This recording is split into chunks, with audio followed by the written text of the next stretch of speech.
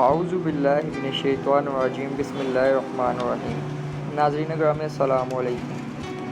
پیارے دوستوں، پچھلی ویڈیو میں نے آپ کو سلطنت عثمانیہ کا زوال اور اس کے ٹوٹنے کی وجوہات بتائی تھی کہ کیسے سلطنت عثمانیہ کے ٹوٹنے سے 40 ملک وجود میں آئے۔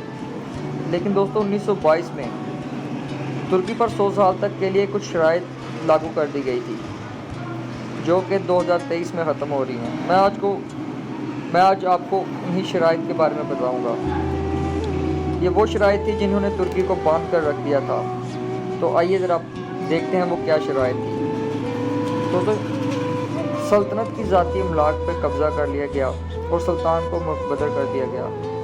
خلافت عثمانیہ کا خاتمہ کر دیا گیا۔ 3 براعظموں پہ پھیلی ہوئی خلافت کے اثاثوں سے دستبر کر دیا گیا۔ جو ترکی خلافت عثمانیہ کا مرکز تھا اسے ایک سیکولر اسٹیٹ قرار دے دیا گیا۔ اسلام اور خلافت کے اوپر پابندی لگا دی گئی۔ اسلامی تقاریر اور عربی میں اذان دینے پر پابندی لگا دی گئی۔ ترکی کے قدرتی وسائل میں پٹرول سرفہرست تھا، لیکن پٹرول کی ڈرلنگ پر پابندی لگا دی گئی، یعنی ترکی کو پٹرول خریدنے کا پابند کر دیا گیا۔ ترکی کے دارالحکومت شہر استنبول کے درمیان سے ایک نہر نما سمندر گزرتا تھا جسے باسفورس کہا جاتا تھا۔ یہ تجارت کا ایک انتہائی شارٹ کٹ راستہ بھی ہے۔ اس سمندر سے ایک براعظم سے دوسرے براعظم تک مال پہنچانا انتہائی آسان تھا۔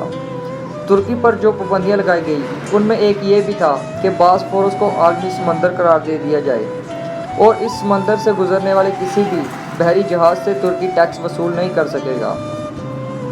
ان سبھی شرائط کے بعد اس معاہدے کو 100 سال یعنی 1 صدی تک کے لیے ترکی پر لاگو کر دیا گیا۔ اس طرح سے 1299 سے شروع ہونے والی خلافت 1922 کو اپنے اختتام کو پہنچی۔ یہ معاہدہ جو 1922 میں ہوا تھا یہ 2023 میں مکمل ہو جائے گا۔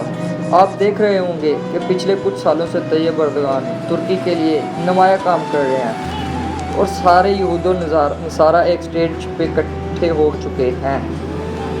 آئے روز ترکی کو دھمکیاں لگائی جا رہی ہیں، لیکن مرد مجاہد عالم اسلام جو آج بھی سلطنت عثمانیہ کی طرح ہی ہر عوامی مسئلے پر اور ہر عالمی مسئلے پہ بات کرتا ہے، اپنے موقف پہ ڈٹا ہوا ہے۔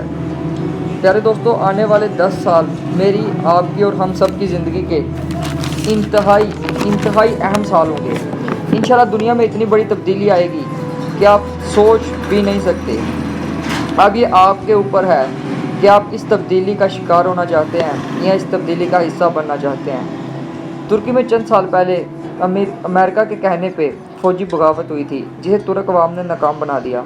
دوستو، ترکی میں حالات کو خراب کرنے کے لیے مسلسل کوششیں کی جا رہی ہیں، کبھی معاشی تو کبھی اقتصادی پابندیاں لگائی جا رہی ہیں۔ اب جب ترکی روس سے دفاعی صلاحیت کو مضبوط کرنے کے لیے دفاعی نظام خرید رہا ہے جسے S-400 کا نام دیا گیا ہے، یہ دفاعی نظام کے بارے میں کہا جا رہا ہے کہ کوئی پرندہ بھی ترکی کے دفاعی اجازت کے بغیر ملک میں داخل نہیں ہو سکے گا، جسے خریدنے سے روکنے کے لیے امریکہ آئے روز دھمکیاں بھی لگا رہا ہے، جس کا طیب اردوغان منہ توڑ جواب بھی دے رہا ہے۔ یہ سب کچھ اس لیے ہے کہ یہود و نصارہ ڈرے ہوئے ہیں کہ کہیں مسلمان پہلے کی طرح دوبارہ اکٹھے نہ ہو جائیں۔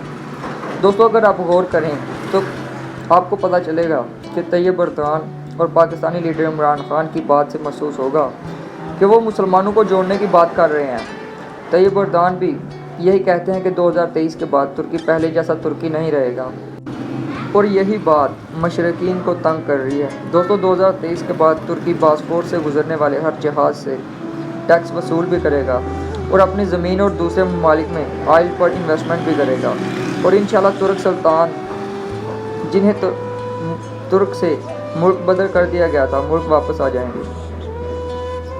اس کے ساتھ ہی دوستو آج کی ویڈیو کا اختتام ہوتا ہے۔ آپ سے اجازت چاہتا ہوں۔ دوستو، ویڈیو پسند آنے کی صورت میں لائک اور دوستوں کے ساتھ شیئر ضرور کیجیے گا، اور اگر آپ اس چینل پہ نئے ہیں تو ایسی ہی ویڈیوز دیکھنے کے لیے ہمارے چینل کو ضرور سبسکرائب کیجیے گا۔ انشاءاللہ بہت جلد ملاقات ہوگی ایک نئی ویڈیو میں۔ تب تک کے لیے اللہ حافظ۔ ناظرین، آپ نے اگر اس ویڈیو کا پارٹ 1 نہیں دیکھا تو ڈسکرپشن میں اس کا لنک ہے، آپ جا کے دیکھ سکتے ہیں۔